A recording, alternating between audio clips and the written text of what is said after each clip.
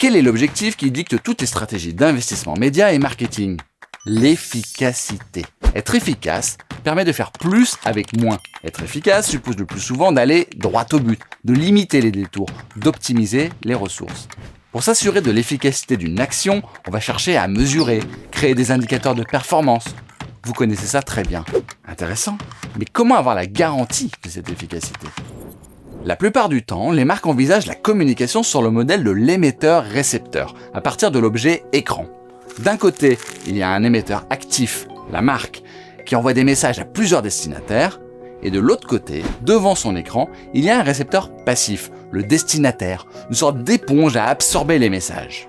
En réalité, il s'agit d'une relation non réciproque qui va de la marque vers le consommateur.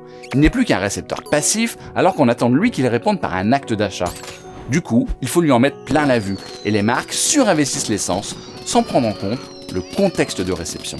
Or, les stimulations visuelles par l'intermédiaire de l'écran, même répétées, ne retiennent pas l'attention et la surchargent, sans pour autant garantir une meilleure efficacité.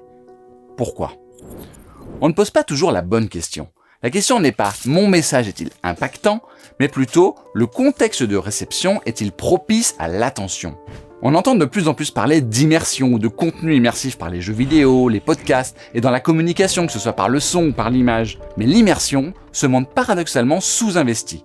Pourtant, l'immersion mobilise l'attention dans la durée et avec intensité grâce à un contexte propice à l'interaction. Comme dans le cas du jeu vidéo, l'interactivité est un élément fondamental. D'ailleurs, le chercheur en communication Louis-Claude Paquin insiste sur l'importance de l'interaction dans le rapport aux médias. Le jeu vidéo, on l'a dit, mais aussi le livre. C'est le modèle du spectateur-acteur. Il s'immerge dans un monde dans lequel il choisit de se plonger, qui retient durablement son attention. La solution ? Favoriser l'immersion. Ça veut dire quoi concrètement ? Pour penser l'efficacité d'un message, il faut, dès son élaboration, anticiper le contexte de réception, la relation avec le destinataire, le moment où le message sera reçu, etc.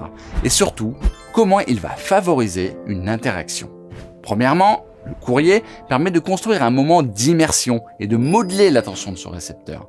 Il constitue pour les marques une opportunité unique de choisir et de maîtriser le design des interactions avec leur public.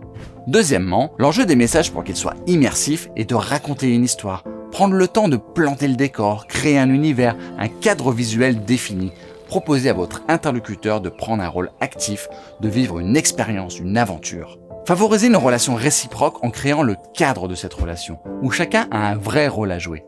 Voilà une communication vraiment efficace, non ?